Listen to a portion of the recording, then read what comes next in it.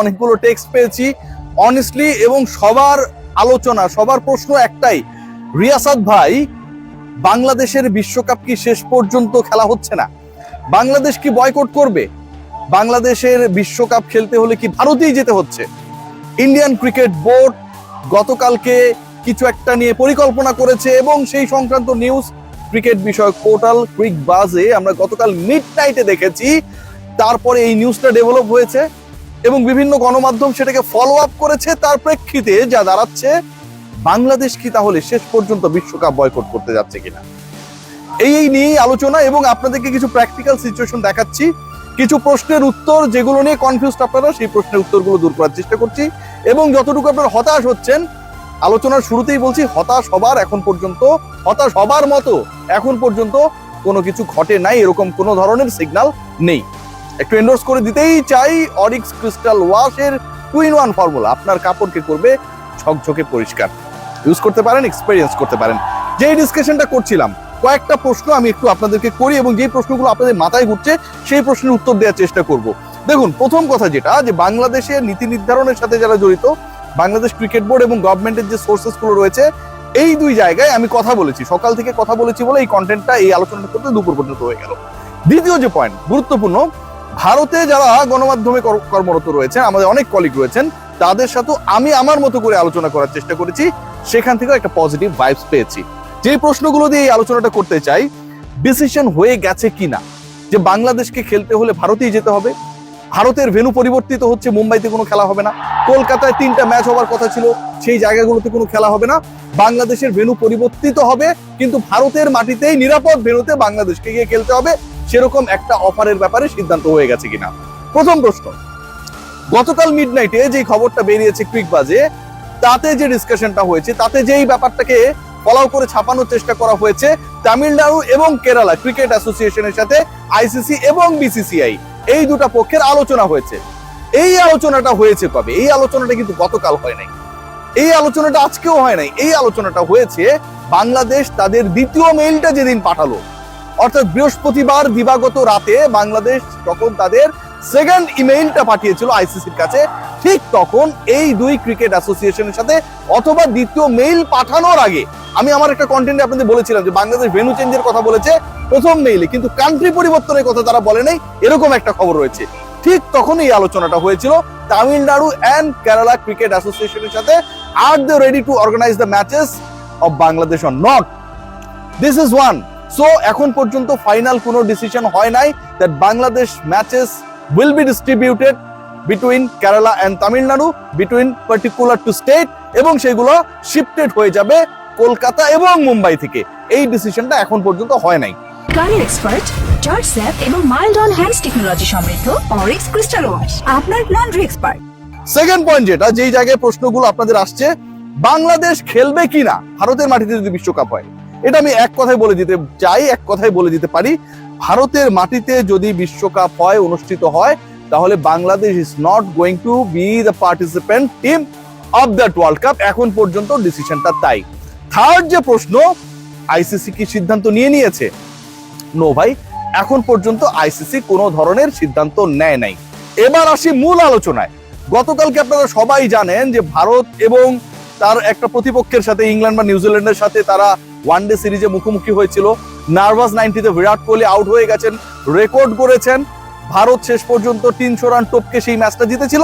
এই আলোচনাটা আসলে গুরুত্বপূর্ণ না, গুরুত্বপূর্ণ হচ্ছে ওই ম্যাচটা দেখার জন্য ভারত, অর্থাৎ ভারতীয় ক্রিকেট বোর্ডের সাবেক সচিব, মহাপরাক্রমশালী এবং এই মুহূর্তে আইসিসির চেয়ারম্যান জায়েশা মাঠে উপস্থিত ছিলেন। মাঠে উপস্থিত ছিলেন শুধু খেলা দেখার জন্য না, বাংলাদেশকে খেলানো যায় কি করে, বিশ্বকাপের খেলাগুলোকে নির্বিঘ্ন করা যায় কি করে, সেই ডিসকাশনে অংশ নিতে বিসিসিআই এর সাথে। এবং সেই ডিসকাশনটা হয়েছে। যতগুলো গণমাধ্যম, এনডিটিভি, ক্রিক বাজ এখন পর্যন্ত জানাচ্ছে, ইন্টারেস্টিংলি তারা কিন্তু এই ব্যাপারটা কেউ বলছে না যে গতকালকের মিটিং আসলে কি হয়েছে। তামিলনাড়ু এন্ড কেরালা এই দুই ক্রিকেট অ্যাসোসিয়েশনের কাছে আইসিসি এবং বিসিসিআই এর প্রস্তাব গিয়েছে, সেটা গতকালকে যে মিটিংটা হয়েছে জায়সার সাথে বিসিসিআই, আইসিসির সাথে BCCI, regarding the issue of changing or shifting the venues of Bangladesh world cup matches, সেই মিটিং এর আগের ঘটনা এটা। গতকালকের মিটিং এ কি হলো, জায়সা কি প্রপোজ করলেন, আইসিসি তো এই ব্যাপারটা যদি মেনেই নিত, আইসিসি সেই খবরটা জানিয়ে দিত, আজকে সোমবার এতক্ষণ আমরা হোপফুলি পেয়েও যেতাম, সেরকম কোনো কনক্রিট ডিসিশন হয় নাই। গতকালকের মিটিং এর আগের ঘটনা ইন্ডিয়ান মিডিয়া ফলাও করে জানাচ্ছে এবং আমরা সেটাতে নাচানাচি শুরু করে দিয়েছি। গতকালকে যে মিটিং হয়েছে সেই মিটিং এ তামিলনাড়ু আর কেরালায় বাংলাদেশের খেলা শিফট করা হবে এরকম কোনো ধরনের সিদ্ধান্ত হয় নাই, কোনো ধরনের সিদ্ধান্ত হয় নাই। সেকেন্ড পয়েন্ট যেটা, এখন পর্যন্ত আইসিসি এরকম যদি সিদ্ধান্ত গ্রহণ করে, they have to discuss with two important part. একটা হচ্ছে Bangladesh cricket board, Bangladesh cricket বোর্ডকে এই বিকল্প অফারটা দিতে হবে, বাংলাদেশ ক্রিকেট বোর্ড সেটার একটা ফিরতি মেইল দেবে এবং তারপরে আইসিসি তাদের ডিসিশন জানাবে।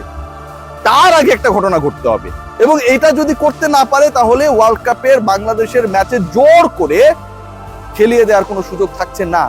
সেটা কি?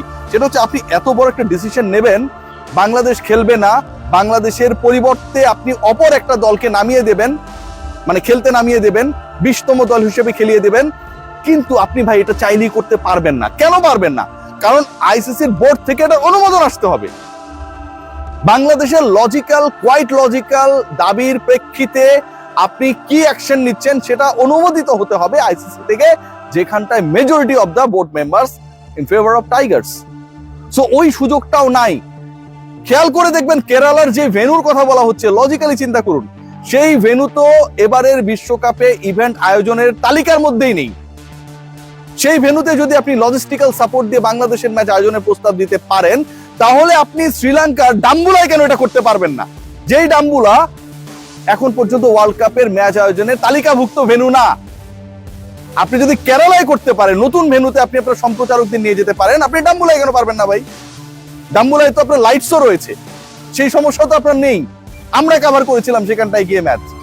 আপনি যদি সেটা করতে চান, আপনি ধরেন আপনার ডাম্বুলা আপনার কাছে মনে হচ্ছে দূরে, আমি এত দূর যাব না, আমি কলম্বোতে পেলে করতাম।